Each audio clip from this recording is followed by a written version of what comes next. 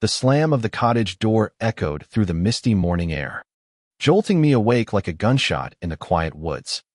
I bolted upright, heart pounding, the faint scent of pine sap and damp earth filling my nostrils as I stumbled to the window.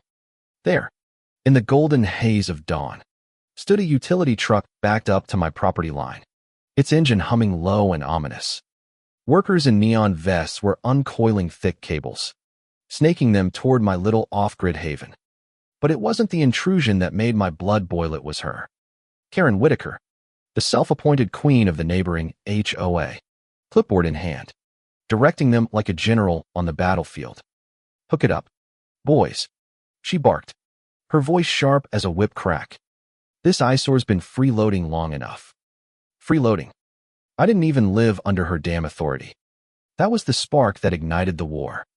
I yanked on my boots, the rough leather scraping against my calloused feet, and stormed out, the gravel crunching under my heels like brittle bones. The air was crisp, carrying the metallic tang of freshly cut wire, and my breath came in ragged puffs, visible in the chill. "What the hell do you think you're doing?" I yelled, my voice cracking with raw fury. Karen spun around, her perfectly coiffed blonde hair barely moving, her eyes narrowing behind those oversized sunglasses. She was in her mid-50s, dressed in a crisp polo and khakis, the epitome of suburban entitlement. "Mr. Harlan," she said, her tone dripping with condescension, like I was some delinquent kid. "Your so-called cottage is leeching power from the grid. We're just correcting that." Leeching. My place was solar-powered, independent as hell, miles from her gated community. But she'd decided my existence offended her pristine worldview. And now she was forcing a connection I never asked for, billing me under her HOA's umbrella, as if I were one of her cookie-cutter subjects. The workers paused, tools clanging against the truck bed, exchanging uneasy glances. One of them, a burly guy with a mustache that looked like it belonged in a 70s cop show, wiped sweat from his brow and muttered, "Ma'am, we got the order from the association." I felt a surge of heat in my chest, my fists clenching involuntarily. This wasn't just about electricity. It was about control. I'd moved out here to escape that crap after losing my job in the city, the divorce that left me hollow, the endless grind of rules and regulations. This cottage was my sanctuary, built with my own hands from reclaimed wood, its walls whispering stories of quiet resilience. And now, this woman was violating it. "You have no right," I growled, stepping closer, the scent of her floral perfume clashing with the earthy aroma around us. She smirked, that infuriating tilt of her lips. "Oh, honey, rights are for those who follow the rules. Your little shack is an abomination, unsightly, unregulated. We're doing you a favor." A favor?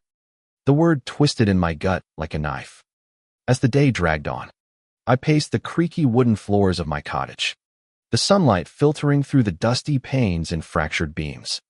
My mind raced, replaying her smug face, the way her voice rose an octave when challenged. I sighed deeply, sinking into the worn armchair by the window, the fabric soft and familiar against my skin. The distant hum of the workers' drills vibrated through the walls, a constant reminder of the invasion. I grabbed my phone, fingers trembling as I dialed the county office. "This is illegal," I insisted to the clerk on the line, my voice breaking with frustration. She hummed noncommittally, the click-clack of her keyboard punctuating the silence.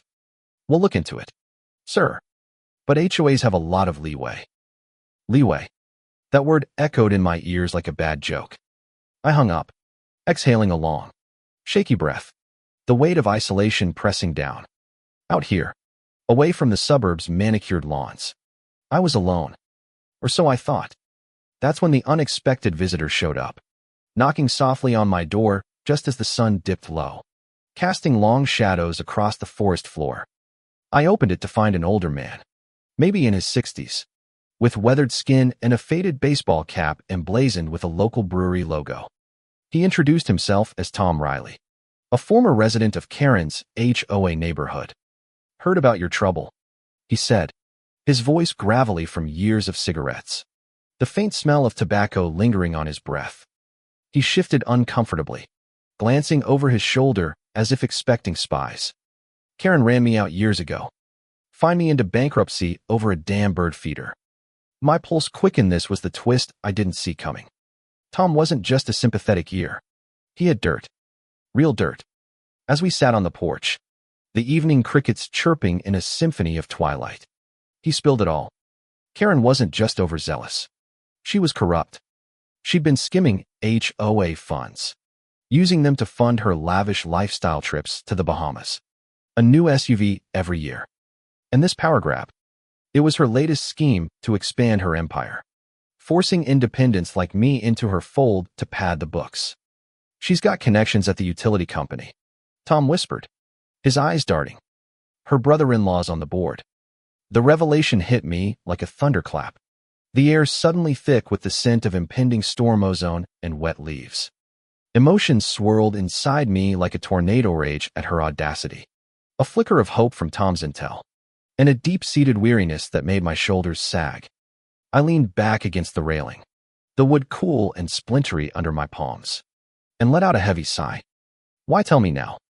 I asked, my voice softer, laced with vulnerability. Tom paused, the creak of his chair filling the gap. Because I see myself in you. Kid. Lost everything fighting her. But you might win. His words lingered, stirring something fierce in my chest. That night, as rain began to patter on the tin roof, a rhythmic drumbeat that lulled and agitated in equal measure, I plotted. No more playing defense. It was time for the counterstrike. The next morning, armed with Tom's document-scanned emails, bank statements he'd smuggled out, I drove to the HOA meeting hall, the engine of my old pickup rumbling like a growl. The building was a sterile box of beige stucco, the air inside heavy with the artificial freshness of air freshener masking stale coffee. Karen presided at the front, gavel in hand, her voice booming through the microphone with false warmth. Order, please. Today's agenda. I burst through the doors, the hinges squeaking dramatically, heads turning with a collective gasp. Agenda item 1. I announced, my voice steady but edged with thunder. Exposing fraud. The room fell silent, save for the faint hum of the fluorescent lights overhead. Karen's face paled, her knuckles whitening on the gavel. This is a closed meeting. Mr. Harlan. Security. But I was already striding forward, papers fluttering like battle flags. What followed was chaos, voices rising in a cacophony, chairs scraping as residents leaned in, whispers turning to shouts. I laid it all out, the secret power connection, the embezzlement, the forged signatures on utility contracts. Tom's evidence was damning, each page a nail in her coffin. Karen stammered, her composure cracking like thin ice. This is slander. Lies. She shrieked, her voice pitching high, echoing off the walls. But the crowd wasn't buying it. One by one, they turned murmurs of agreement, nods of long-suppressed resentment. A woman in the back row, her hands trembling, stood up. She's fined me for my garden gnomes. Said they were tacky. Laughter rippled, bitter and cathartic. Another man chimed in. Took my barbecue pit fire hazard. My ass. The room erupted, the air charged with electric indignation, the scent of sweat and adrenaline thick. In the midst of the uproar, Karen lunged for the papers, her nails scraping against the table with a screech that sent shivers down my spine. You have no proof, she hissed, close enough that I could see the beads of sweat on her upper lip, smell the desperation in her hurried breaths. But Tom stepped forward from the shadows, followed me, the unexpected ally turning the tide. Actually, we do, he said calmly, holding up his phone with recorded conversations. The gavel slipped from her hand, clattering to the floor with a final, defeated thud. The climax hit like a freight train. Police sirens wailed in the distance, growing louder, piercing the heated arguments. I'd tipped off the authorities anonymously, backed by Tom's files. Officers burst in, badges flashing under the harsh lights, handcuffs clicking as they approached Karen. Karen Whitaker, you're under arrest for fraud, embezzlement, and trespassing. Her eyes widened in horror, a guttural cry escaping her lips as they led her away. her heels dragging against the linoleum with a scraping whine. The room exploded in applause. But I just stood there, chest heaving, the rush of victory mingling with a profound relief.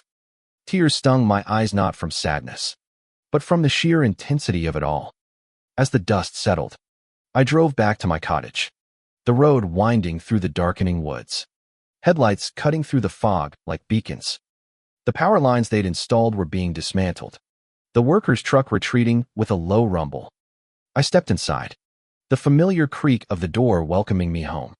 Sinking into my chair, I exhaled slowly, the tension uncoiling from my muscles like a released spring.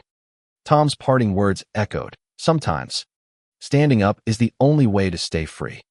In that moment, surrounded by the soft glow of my solar lamps, the whisper of wind through the trees, I felt a spark of inspiration.